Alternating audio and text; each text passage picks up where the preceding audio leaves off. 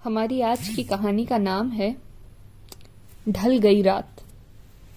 اس کو لکھا ہے نگہت عبداللہ نے۔ میں نے یہ کہانی لی ہے مہکتا آنچل نام کی میگزین کے جولائی 2012 کے ایشو سے۔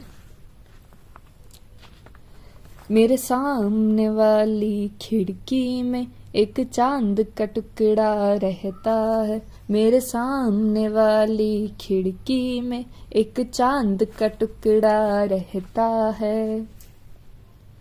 جاگنگ سوٹ پہنے، اپنے جاگرز کے لیس باندھتے ہوئے طیب ہمدانی کی گنگناہٹ اتنی صاف تھی کہ ان کے لیے چائے بناتے ہوئے آیان کے ہاتھ کیتلی پر دھرے رہ گئے۔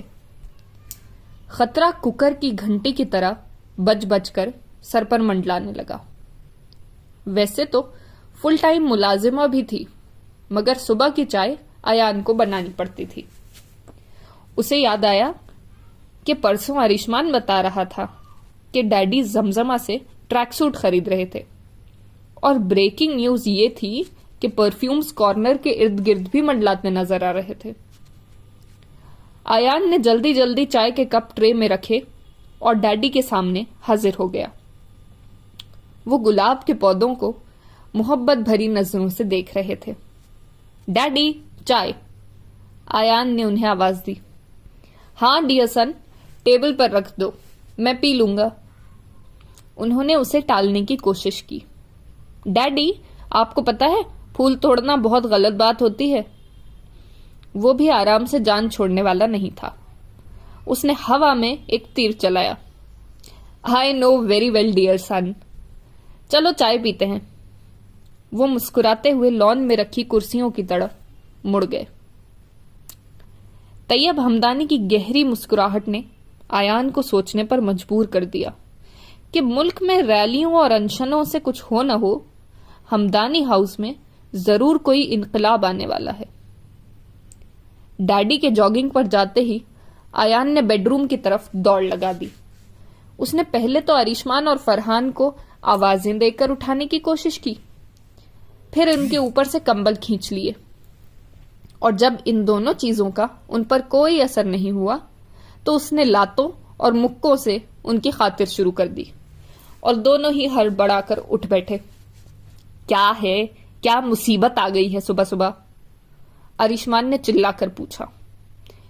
فرحان نے نظر بچا کر صوفے پر پڑے کمبل کی طرف ہاتھ بڑھائے تو ڈریسنگ کے پاس کھڑے آیان نے وہیں سے تاک کر ہیئر برش ہاتھ پر مارا۔ وہ بلبلا اٹھا۔ ابے جلاد کے فوٹو اسٹیٹ، صبح صبح ہم سے کیا قصور ہو گیا؟ قسم سے اتنا اچھا خواب دیکھ رہا تھا، چھمک چھلو مٹک مٹک کر میرے ساتھ ناچ رہی تھی اور مسٹر خان بیٹھے منہ دیکھ رہے تھے۔ گھامڑ کہیں کے، تمہیں سونے کی پڑی ہے اور یہاں اتنا بڑا طوفان آنے والا ہے جو میری شاطر نظروں سے بچ نہیں سکا، اور اگر ایسا ہو گیا تو پھر میں دیکھوں گا کہ تم کہاں سے عیش کرواتے ہو اپنی ہوتی سوتیوں کو۔ تم دونوں جلدی سے فریش ہو کر تکون میز کانفرنس کے لیے نیچے آ جاؤ، میں تمہارا وہیں انتظار کر رہا ہوں۔ وہ حکم سناتا واپس مڑ گیا۔ تینوں نے بازار سے ایک تکون میز اور 3 کرسیاں خریدی تھیں اور انہیں لاؤنج سے اٹیچ کمرے میں سیٹ کر دیا تھا۔ کسی بھی ایمرجنسی کی صورت میں وہ تینوں وہاں اکٹھے ہوتے، پھر اس مسئلے کے بارے میں غور کرتے تھے۔ تکون میز کانفرنس کے ایجنڈے بہت ہی اہم ہوتے تھے، جیسے نئی کلاس فیلو کو پھنسانا، گرل فرینڈ کو منانا، لوگوں کو ستانا اور ڈیڈی کی جھاڑ سے ایک دوسرے کو بچانا وغیرہ۔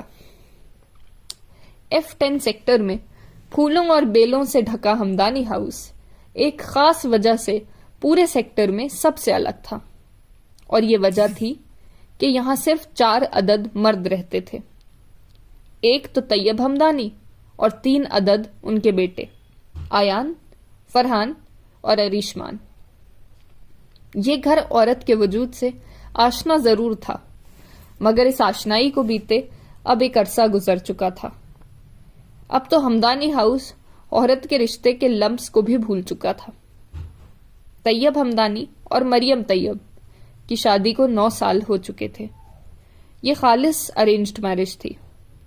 اماں نے مریم کو ان کے لیے پسند کیا تھا، مریم ब्याह कर उनके घर आ गई थीं। उन दोनों ने हमेशा एक दूसरे का ख्याल रखा, इज्जत दी, हर जरूरत को पूरा किया, मगर दोनों के दरमियान कहीं कोई कमी थी जिसे कभी कभी तैयब हमदानी बुरी तरह महसूस करते थे।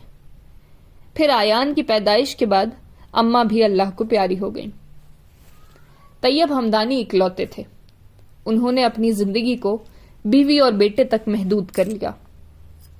वक्त धीरे धीरे गुजरने लगा और उनके 2 बेटे और पैदा हुए जो जुड़वां थे और जिनके नाम उन्होंने अरिशमान और फरहान रखे।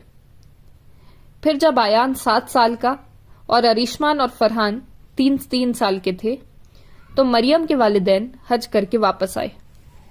तैयब हमदानी बीवी बच्चों को लेकर बाय रोड दिल्ली से लखनऊ उनसे मिलने गए।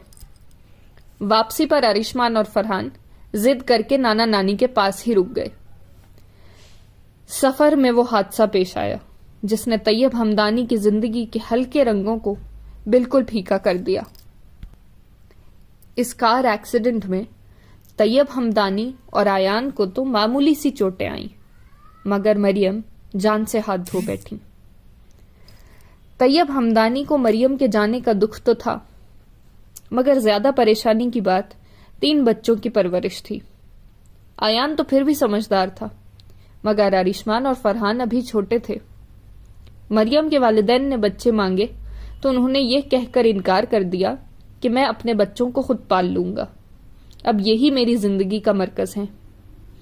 बच्चों के नाना नानी खुद भी बीमार और बूढ़े थे, वो खामोश हो गए। तैयब हमदानी ने तीनों बच्चों की परवरिश में खुद को भुला दिया, दिन रात एक कर दिए। उन्होंने साबित कर दिया कि सिर्फ माँ ही नहीं, बाप भी अपनी औलाद के लिए कुर्बानी दे सकता है। उन्होंने बेटों और अपने दरमियान रिवायती बाप बेटों के उलट एक अच्छे दोस्त वाला रिश्ता रखा था, इसलिए वो चारों एक दूसरे के बेहद करीब थे। आज आयान इंजीनियरिंग के 3rd ईयर में था और अरिशमान और फरहान स्कूल में थे। जिंदगी अपने ढब से गुजर रही थी कि जिंदगी में एक अजीब मोड़ आ गया।